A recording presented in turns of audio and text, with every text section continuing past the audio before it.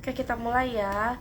Aku di sini mau sedikit sharing mengenai salah satu pendekatan dari psikoterapi, namanya itu logoterapi. Nah, apa sih logoterapi itu? Jadi logoterapi itu salah satu pendekatan dari psikoterapi yang berfokuskan kepada penerimaan diri kita sendiri. Biasanya kan kita tuh fokus sama diri kita tuh kayak hal negatifnya gitu, kekurangan-kekurangan dalam diri kita, atau juga ketidaksempurnaan dalam diri kita. Nah, logoterapi ini fokus pada penerimaan diri kita yang dimana menggali makna lebih dalam lagi tentang diri kita, terlepas dari situasi dan kondisi yang sedang saat ini kita alami gitu. Karena kan setiap diri manusia itu unik ya, dan apa yang kita perbuat itu merupakan tanggung jawab dari diri kita sendiri gitu. Logoterapi ini mengajak kita untuk senantiasa bersyukur terhadap kehidupan kita saat ini. Dan logoterapi ini cocok banget buat orang-orang yang kehilangan kepercayaan diri. Misalnya dia yang insecure terhadap kemampuannya, ataupun juga kekurangan dari fisik dia nih, atau kayak dia ngerasa kok gue beda ya sama orang lain, kok orang lain hebat sedangkan kok gue enggak hebat ya. Dan juga mereka-mereka yang baru saja kehilangan, entah itu kehilangan orang yang ia cintai ataupun kehilangan hal yang lainnya gitu. Nah, salah satu contoh kasusnya itu semisal ketika ada seseorang yang mengalami trauma dia itu jadi susah move on. Siapa yang susah move on? Aku. Jadi orang-orang yang mengalami trauma karena kehilangan seseorang, dia jadinya itu susah move on, susah melupakan gitu ya. Dan pada akhirnya dia itu jadi teringat terus nih sama kejadian di masa lalu dia yang membuat dia trauma gitu ya. Nah, terapis atau konselor itu akan memberikan sebuah pemaknaan hidup yang berbeda nih, mengubah makna hidup dari suatu peristiwa yang baru saja atau yang sudah dialami oleh konseli ini, merubah maknanya gitu menjadi hal-hal yang positif pastinya. Lalu konselor ini akan membantu konseli menemukan kekuatan dan juga keberanian untuk masa depan dia gitu. Jadi kayak oke, kita nih mengalami hal-hal yang traumatis lah gitu di masa lalu. Kita kehilangan seseorang, kita tidak bisa melupakan orang tersebut, dan konselor ini akan membantu konseli menemukan bahwa gak apa-apa kamu itu mengalami hal itu, gak apa-apa kamu itu kemarin sedang rapuh, gak apa-apa kamu ini kemarin sedang lemah, tapi untuk saat ini kamu harus kuat karena kamu udah ada di kehidupan kamu yang saat ini gitu. Kamu sudah berjuang, bertahan, survive gitu dari kehidupan kamu yang lalu, yang dimana kamu itu mengalami hal-hal buruk yang membuat kamu trauma sampai saat ini. Kamu ada di sini, kamu itu sudah kuat gitu. Maka kedepannya itu kamu harus jauh lebih kuat lagi karena kamu sudah melewati hal besar dalam hidup kamu.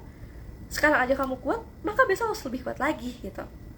Dan juga konselor itu akan mendorong konseli untuk merasa bersyukur bahwa oh iya, sampai saat ini aku masih bertahan, sampai saat ini aku masih tetap hidup meskipun aku sudah mengalami hal-hal trauma gitu di masa lalu aku gitu.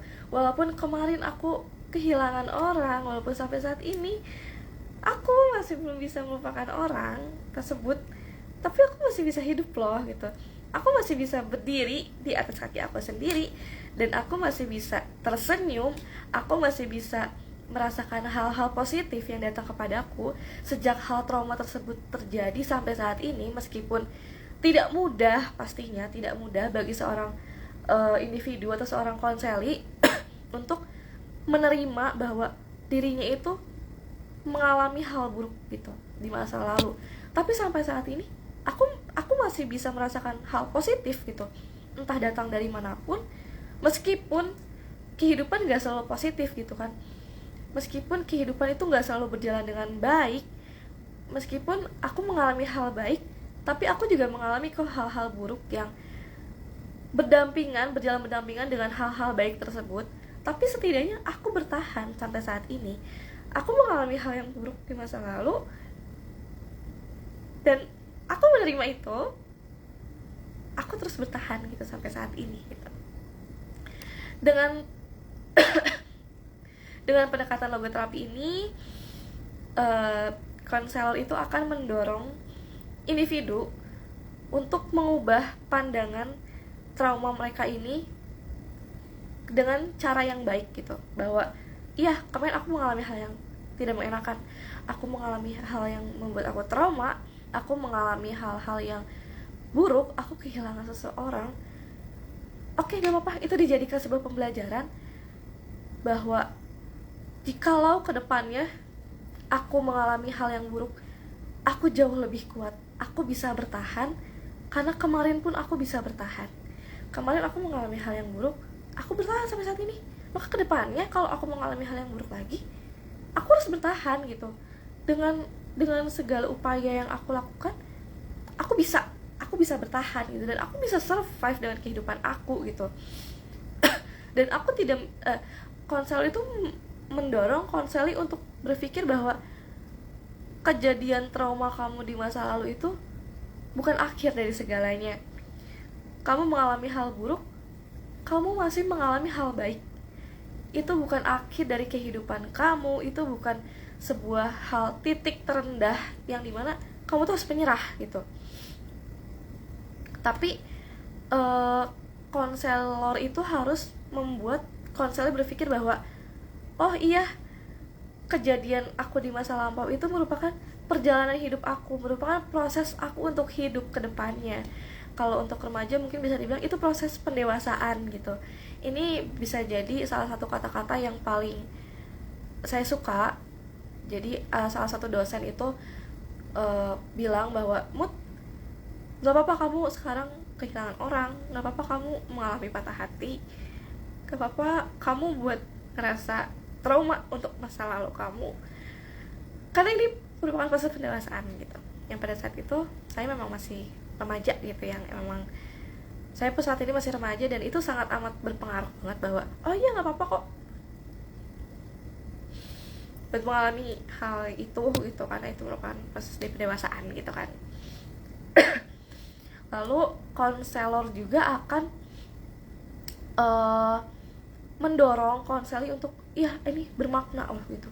Kehidupan kamu itu semuanya bermakna, mau itu buruk mau itu baik, kehidupan kamu itu bermakna gitu. Ini tuh pelajaran hidup yang memang bermakna dan memberikan kamu kekuatan untuk masa depan kamu gitu.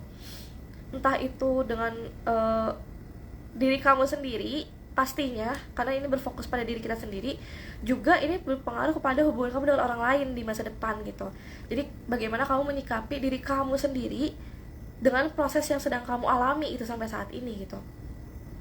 Dengan konselinya ini menemukan makna kehidupan, konselnya ini juga bisa menemukan tujuan hidup ke depannya. Entah itu mungkin di masa lalu sebelum kejadian trauma itu dia mempunyai tujuan, tapi karena kejadian ini jadi jatuh, jadi runtuh, atau juga konsel ini menemukan tujuan hidup yang baru.